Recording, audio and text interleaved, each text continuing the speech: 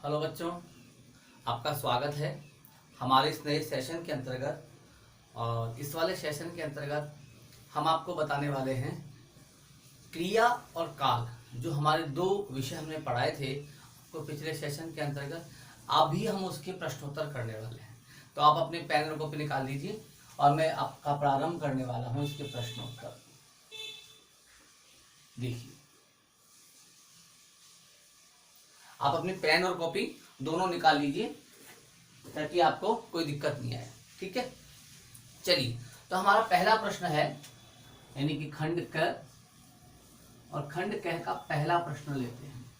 पहला प्रश्न क्या कहता है, देखिए, किसी कार्य का करना या होना क्या बताता है, यानी कि वो शब्द को क्या बोलते हैं। तीन विकल्प हैं, क्रिया, संज्ञा या सर्वनाम। हमको जाना है किसके साथ में, क्रिया। मैंने समझाया था, तो इसका उत्तर हो गया क्रिया शब्द।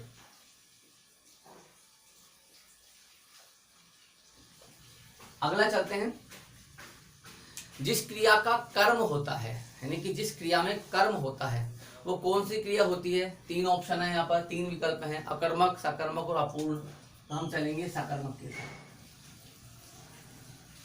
आगे बढ़ते हैं, अगला हमारा है, इसके बाद हम चलते हैं नंबर 3, नाम धातु क्रिया बनाई जाती है। नाम धातु क्रिया किससे बनती है, मैंने आपको बताया था, संज्ञा, सर्वनाम और विशेषण शब्दों से बनती है। तो यहाँ पर तीन विकल्प हैं, संज्ञा, दूसरा सर्वनाम और तीसरा है एक या दोनों। तो हम दोनों ही लिखेंगे, तो संज्ञा व सर्वनाम दोनों।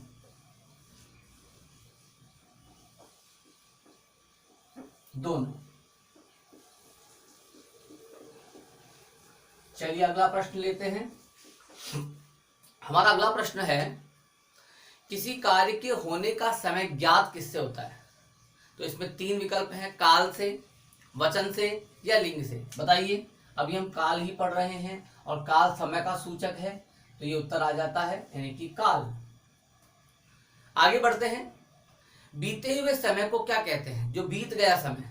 तो तीन प्रकार के काल होते हैं, वर्तमान काल जो चल रहा है, भूतकाल जो चला गया, भविष्यकाल जो आएगा। तो बीते हुए समय को बोलेंगे भूतकाल। चलिए अगला प्रश्न देखते हैं। अगला प्रश्न है, आने वाले समय को क्या बोलेंगे। आने वाले समय को भविष्यकाल बोलेंगे।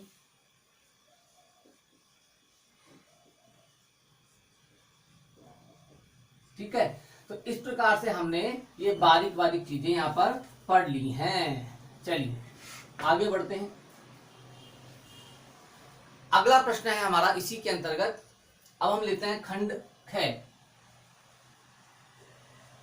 जब हम खंड ख की बात करते हैं तो खंड ख में पहला प्रश्न क्या आता है, आप इसको लिख लीजिए एक बार, इन सभी प्रश्नों को।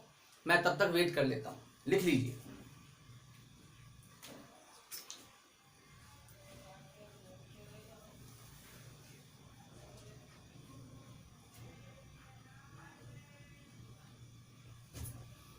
आपने लिख लिया होगा। आगे बढ़ते हैं, अब हम खंड ख की तरफ चलते हैं। खंड ख है कि सही वाक्यों के सामने सही का तथा गलत वाक्यों के सामने गलत का चिन्ह लगाइए। तो चलिए प्रारंभ करते हैं। पहला प्रश्न आपका, मैं पीकर चला गया। वाक्य में पीकर पूर्वकालिक क्रिया है। पीकर, मैंने बताया था पूर्वकालिक क्रियाओं में कर शब्द लगा होता है, तो यहाँ पर कर शब्द लगा हुआ है, तो यानी कि पहला जो भाग है इसका वो सही है। चलिए दूसरे भाग पर चलते हैं। दूसरा भाग क्या कहता है, नरमाना नाम धातु क्रिया है। नर्म शब्द जो है कौन सा, वो भावाचक संज्ञा हुई है ना। तो यहाँ पर दशा बता रहा है, वो नर्म है वो चीज। तो जब भावाचक संज्ञा से कब कोई धातु बनती है तो नाम धातु होती है, नाम धातु क्रिया हो गई, इसका मतलब ये सही है। आगे बढ़ते हैं। अगला हमारा है मिथिलेश कर्ता का लिंग, यानी कि कर्ता का जो लिंग है और वचन क्रिया को प्रभावित नहीं करते। नहीं, क्रिया को प्रभावित करते हैं, मैंने बताया था विकारी के अंतर्गत, तो यानी कि ये गलत है। अगला आइए, अकर्मक क्रिया का केवल एक ही कर्म होता है। नहीं, पहली बात तो अकर्मक क्रिया के अंतर्गत कोई कर्म होता ही नहीं है, तो ये तो बिल्कुल ही गलत है। आगे बढ़ते हैं। अगला हमारा है संयुक्त क्रिया और प्रेरणार्थक क्रिया एक ही होती है क्या? संयुक्त क्रिया के अंदर दो क्रियाएं आती हैं, प्रेरणार्थक क्रिया के अंतर्गत जो करता है वो दूसरे से काम करवाता है, इसलिए दोनों अलग अलग हैं। इसको भी क्रॉस कर देते हैं। अगला बढ़ते हैं नंबर 6। प्रेरणार्थक क्रिया में कर्ता स्वयं न करके किसी दूसरे से काम करवाता है। अभी अभी मैंने समझाया, बिल्कुल करवाता है। तो ये हमारा खंड ख भी पूरा हो जाता है। आगे बढ़ते हैं। अगला हमारा है निम्नलिखित वाक्यों में प्रयुक्त क्रियाओं के भेद लिखिए। यानी कि हमको यहाँ पर बताना है कि यहाँ पर कौन सी सकर्मक क्रिया है और कौन सी अकर्मक क्रिया है, और यदि जहाँ पर अकर्मक सकर्मक नहीं है वहां पर जो रचना के आधार पर क्रिया के भेद है उसमें से कौन सा आता है। चलिए पहला प्रश्न है, कृष्ण ने कंस को मारा, राम ने रावण को मारा, कृष्ण ने कंस को मारा। किसको मारा? किसको मारा? कंस को मारा। तो यानी कि यहां पर क्या हो जाएगी? पहली क्रिया सकर्मक। चलिए, यानी कि यहां पर कंस जो है वो क्या होगी? हमारी सकर्मक क्रिया होगी। आगे बढ़ते हैं। अगला है, चलिए मैं वाक्य भी लिख देता हूं साथ साथ ताकि आपको समझ में आ जाए। मैं वाक्य के साथ ही लिख देता हूं। कृष्ण ने कंस को मारा। तो यहां पर कंस को मारा कर्म है, इसलिए बन जाएगा सकर्मक। चलिए दूसरा देखते हैं। अगला देखिए, दादी ने बच्चे को कहानी सुनाई। दादी ने बच्चे को कर्म को कहानी क्या सुनाई? कहानी सुनाई। तो क्या हो जाएगी? सकर्मक तो है ही, तो क्या आ जाएगा? द्वि सकर्मक क्रिया, द्विकर्मक। ठीक है, आगे बढ़ते हैं। अगला हमारा है 3। मिथिलेश बच्चों को पढ़ाती है। मिथिलेश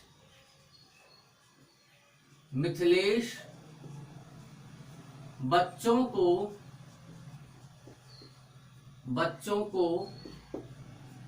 पढ़ाती है।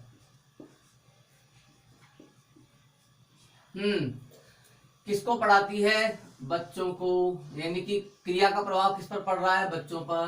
तो कौन सी क्रिया हो गई? सकर्मक। अगला आइए नंबर 4। मामी अभी बाहर से आई है। देखो, मामी अभी बाहर से आई है।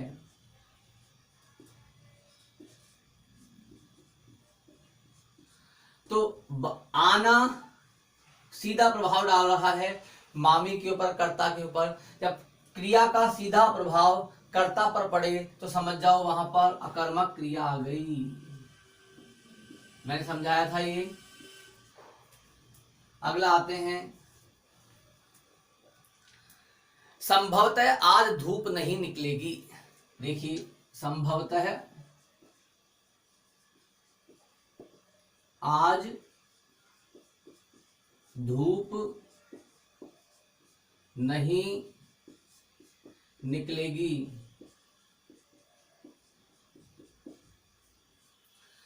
तो धूप निकलेगी, क्या नहीं निकलेगी? धूप नहीं निकलेगी।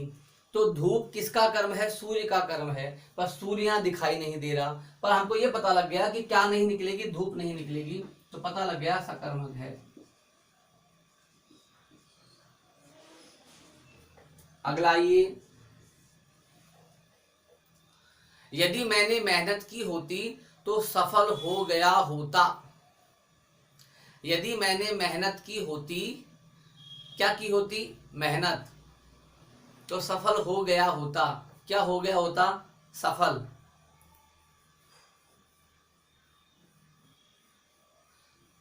सफल होना भी क्रिया है, मेहनत होना भी क्रिया है, तो यहां पर तो कर्म ही नहीं है।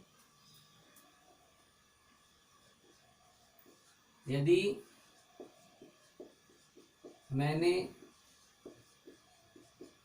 मेहनत की होती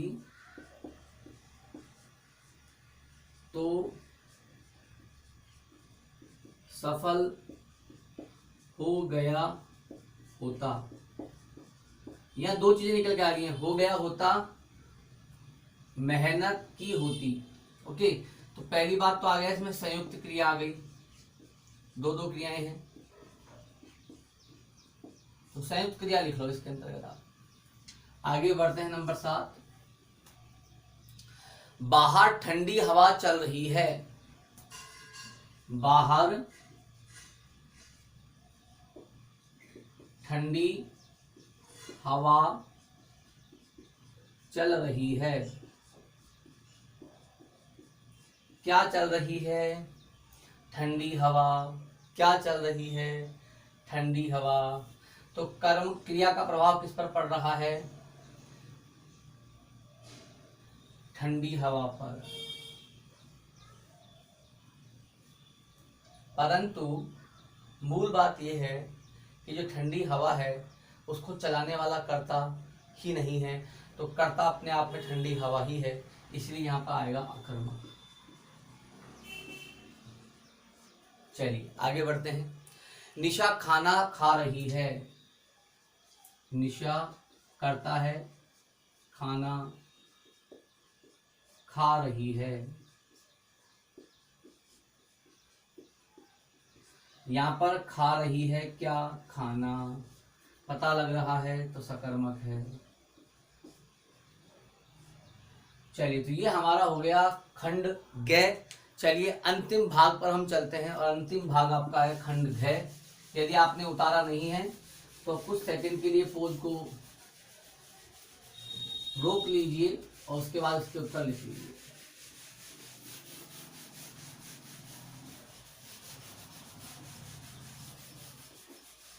चलिए आगे बढ़ते हैं अगले प्रश्न की तरफ।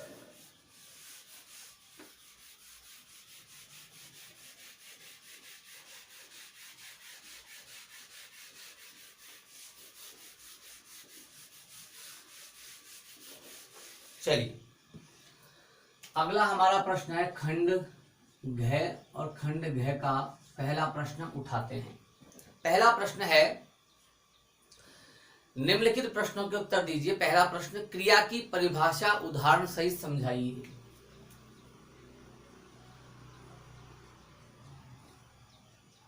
जिन शब्दों से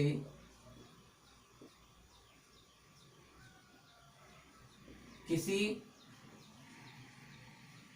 कार्य के होने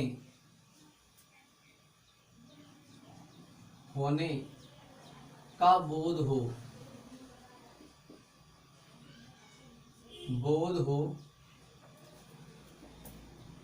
क्रिया कहलाती है।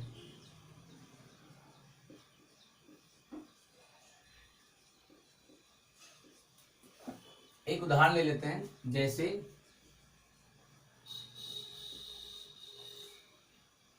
विष्णु जा रहा है, कविता गाना गुनगुना रही है। तो गुनगुना रही है, जा रहा है, ये शब्द जो हैं ये कहलाते हैं क्रियाएं, क्योंकि इनसे हमको पता लग रहा है कि विष्णु काम कर रहा है, कहीं जा रहा है, और कविता एक गाना गुनगुना रही है, तो काम का होने का पता लग रहा है, इसलिए यहाँ पर ये दोनों क्रियाएं हैं। चलिए अगला प्रश्न उठाते हैं। आपका अगला प्रश्न है, अकर्मक और सकर्मक क्रिया में अंतर स्पष्ट कीजिए। चलिए स्पष्ट करते हैं। अकर्मक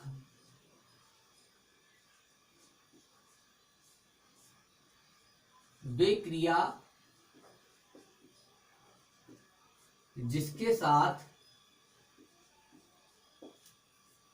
साथ कर्म नहीं होता, यानी क्रिया का प्रभाव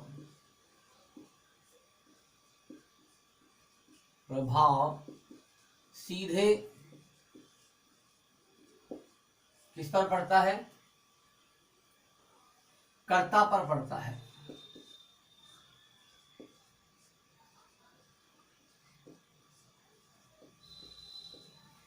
चलिए, जैसे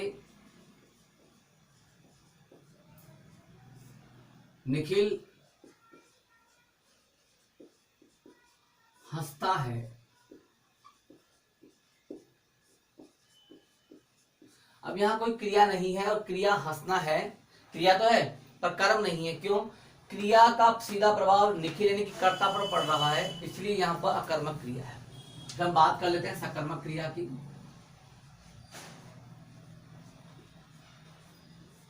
वे क्रिया जिनके साथ कर्म जुड़ा होता है।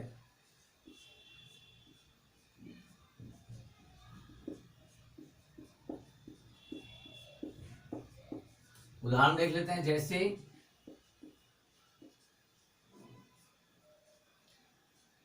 गिरिराज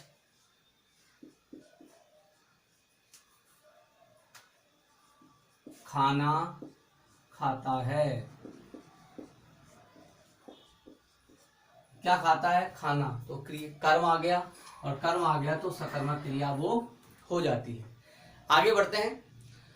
संयुक्त क्रिया पूर्वकालिक क्रिया से किस प्रकार भिन्न है? देखिए, संयुक्त क्रिया लिख लेते हैं।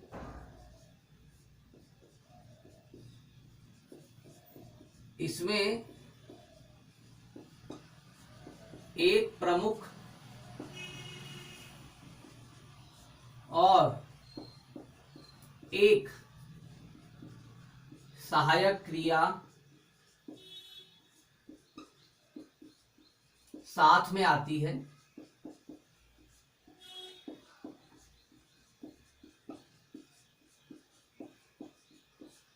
जैसे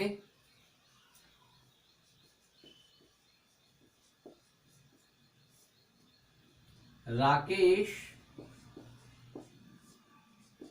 नहा रहा है। नहाना और रहा है, नहाना मुख्य क्रिया है, रहा है सहायक क्रिया है। जबकि दूसरा है कौन सी? पूर्वकालिक। पूर्वकालिक जिस क्रिया में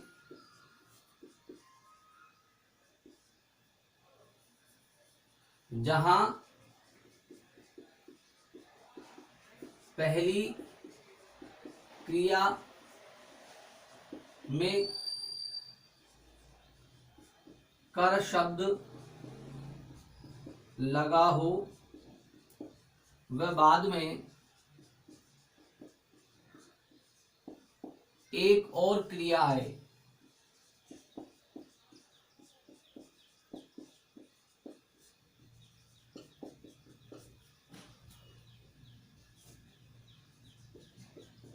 यहां पहली क्रिया पूर्वकालिक होगी।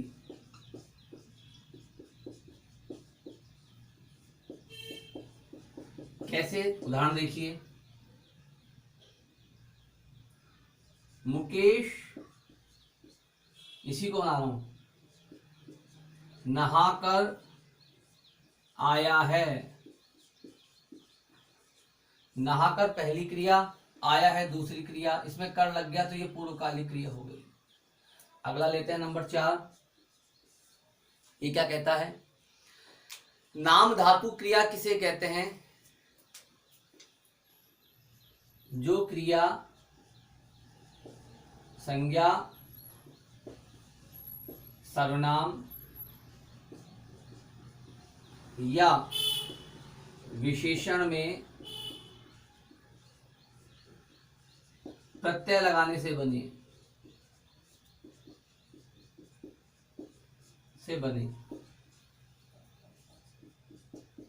जैसे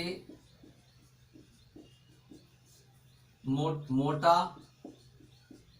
मुटियाना, है ना।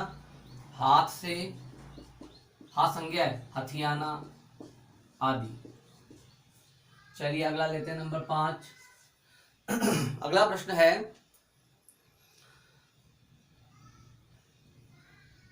काल से आप क्या समझते हैं, इसके भेदों के नाम लिखिए।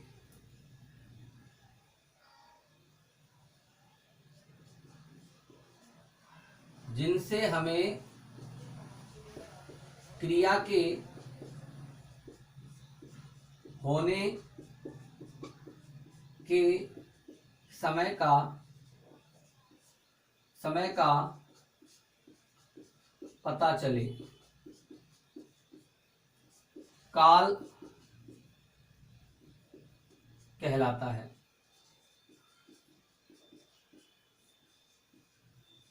इसके 3 भेद हैं।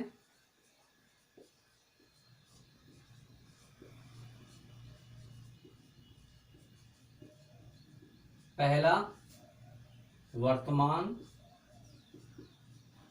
दूसरा भूतकाल, तीसरा भविष्यकाल।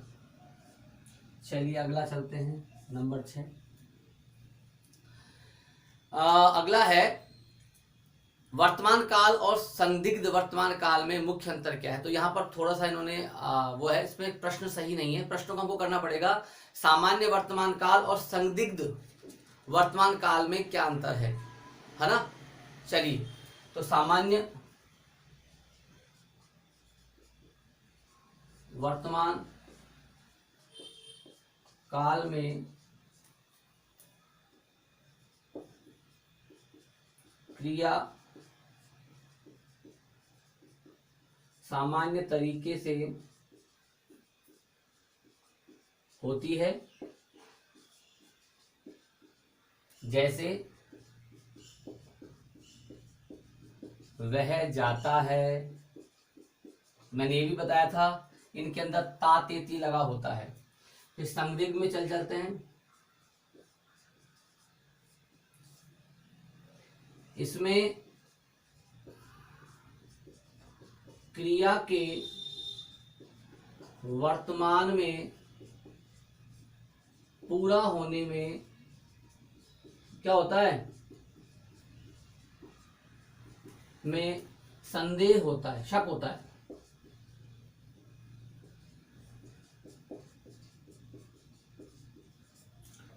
वह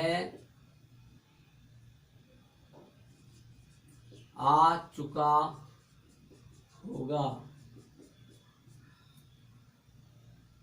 कंफर्म नहीं है वह आ चुका है नहीं आ चुका है, तो यहाँ पर संदेह दिखा दिया, तो यहाँ पर संदेह ये संदिग्ध वर्तमान काल हो गया। चलिए अगले 2 प्रश्न और हैं, उनका भी अध्ययन कर लेते हैं, उनका भी प्रश्नोत्तर ले लेते हैं।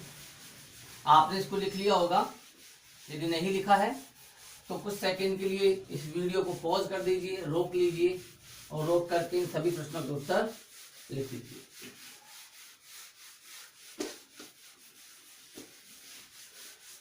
दो प्रश्न और हैं, उनके उत्तर ले लेते हैं।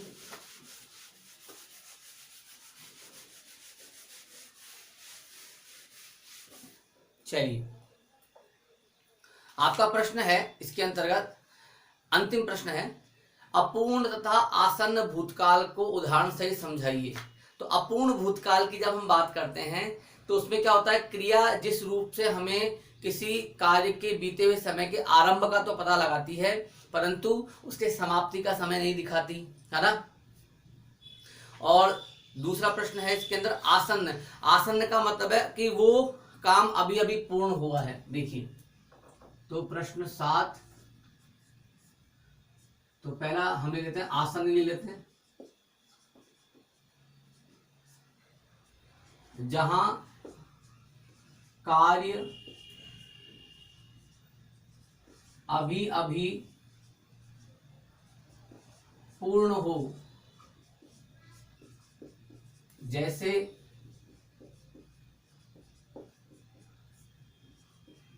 राम आया ही है, अभी आके बैठा ही है ना। और दूसरा इसके अंतर्गत जो आपकी क्रिया है कौन सी है, अपूर्ण।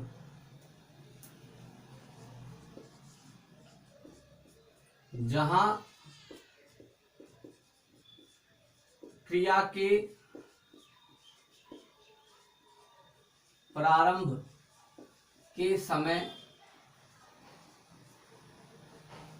का पता हो परंतु अंत का नहीं, एंड कब हुई उसका पता नहीं लगे। जैसे जब राकेश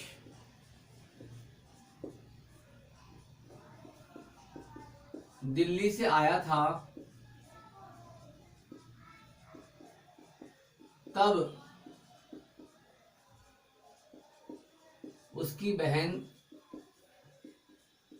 की शादी थी, पर शादी पूर्ण कब हुई ये पता नहीं था। ठीक है, तो यहाँ पर और यहाँ पर ये दोनों अपूर्ण भूतकाल की क्रियाएं हैं। चलिए, इस वाले सेशन के अंतर्गत हमने आपको सभी प्रश्नों के उत्तर दे दिए जो क्रिया और काल से जुड़े हुए हैं। अब हम मिलते हैं आपसे नए सेशन में, तब तक के लिए धन्यवाद।